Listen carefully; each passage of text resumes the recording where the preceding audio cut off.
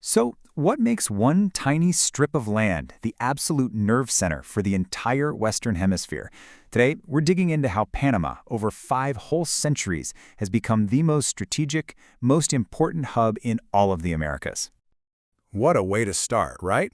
I love this quote because it sets the stage perfectly. It suggests Panama's story was kind of foretold, long before any modern ships or planes ever arrived. This isn't just about geography, it's about destiny. And here's where the story takes a fascinating turn. While its original indigenous name spoke of natural wealth and abundance of fish and butterflies, its modern destiny is built on a totally different kind of abundance. We're talking about an abundance of roots, of markets, and of capital. So let's jump right into this central theme, connections.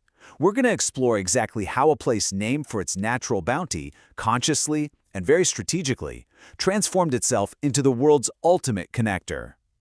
I mean, just think about that for a second. 5 centuries, from the very first Spanish explorers who were hunting for gold all the way to today's massive container ships, this tiny 80-kilometer stretch of land has always been the shortcut. It's the key that unlocks global commerce.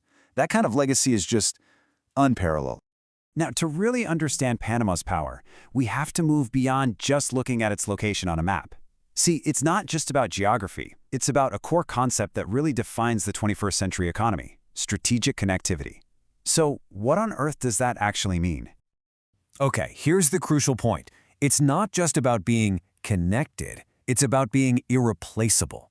It means that if you were to just, poof, remove this one single spot from the network, the entire global system would have to reconfigure itself at a massive, massive cost. Now that is real power. This really gets to the heart of it. Location, that's passive. It's just a geographical fact. It's where you are. But connectivity? Oh, that is active. It's dynamic. It's how you leverage that location to build a serious competitive advantage. Panama isn't just well located, it is strategically connected. And that, my friends, is the real game changer. You see, being a hub isn't just one thing. It's a platform that works on multiple levels at once. Geographically, it's all about speed, making things faster. Economically, it's about making things cheaper and more efficient. And financially, it's about making money move smoothly. A truly strategic hub has to crush it in all three of these areas. All right, so let's move from the theory to the practice. We're now going to look at the concrete assets, the actual pillars that make Panama's strategic connectivity a reality on the ground. Of course, we have to start here. The canal is so much more than just a marvel of engineering. It is the physical backbone of international trade. It's like the single artery pumping goods between the world's two largest oceans. And just look at this number, over $3.3 times billion in toll revenue for the 2024 fiscal year alone. This isn't just a convenient waterway, it's an economic juggernaut that proves its strategic importance in cold, hard cash. And the geopolitical weight of the canal? It's immense. Its two biggest customers are the two largest economies on the entire planet, the US and China. The canal literally sits at the very heart of the world's most critical trade relationship, which makes its stability vital to, well, everyone.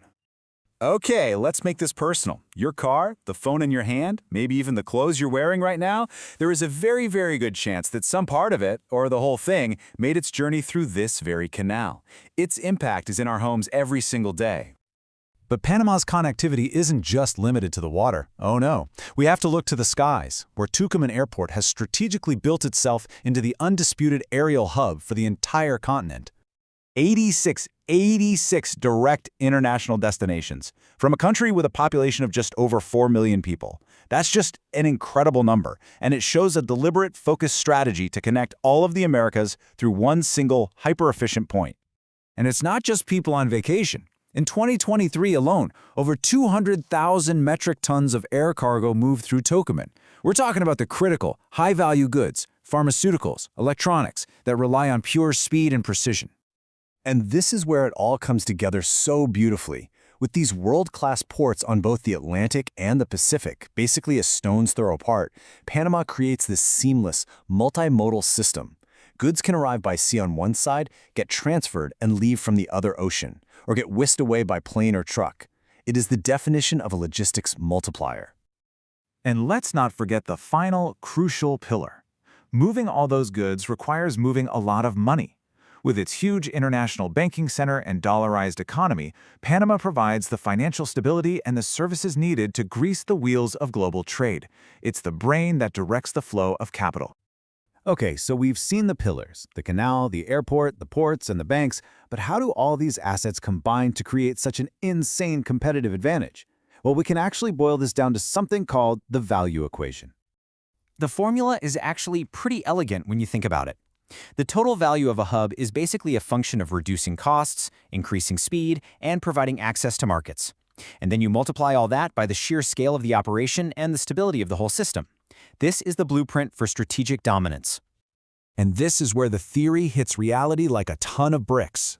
Panama's assets plug directly into every single part of this equation. It slashes costs and transit times, provides massive market access and scale, and does it all within a system that's been rock solid for over a century.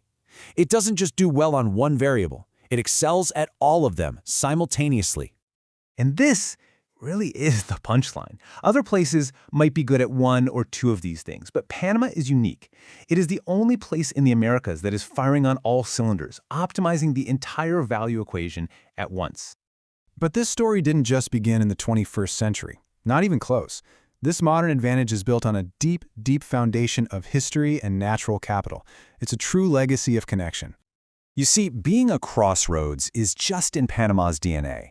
From the Spanish gold routes 500 years ago, all the way to the opening of the massive new locks in 2016, this legacy of connection has just been continuously evolving, adapting for each new era of trade. I just love this final quote. It brings us completely full circle. Geisha coffee, it's one of the most exclusive and expensive coffees in the entire world, and it comes from Panama. It's proof that this land of abundance isn't just about transit and logistics, it's a place that cultivates excellence.